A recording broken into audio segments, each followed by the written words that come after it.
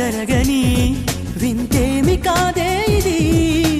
పరిమళం వెంట పయనించే పరుగు తడబాటు పడుతోంది. పరిణయం దాకా నడిపించే పరిచయం తోడు కోరింది. దూరం తలొంచి ముహూర్తం ఇంకెప్పుడొస్తుంది. గుండెల్లో ఏముందో కళ్ళల్లో తెలుస్తుంది.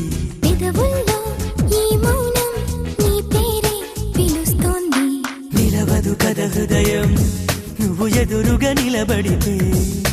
కదలదు కథ సమయం నీ అలికిడి వినకుంటే.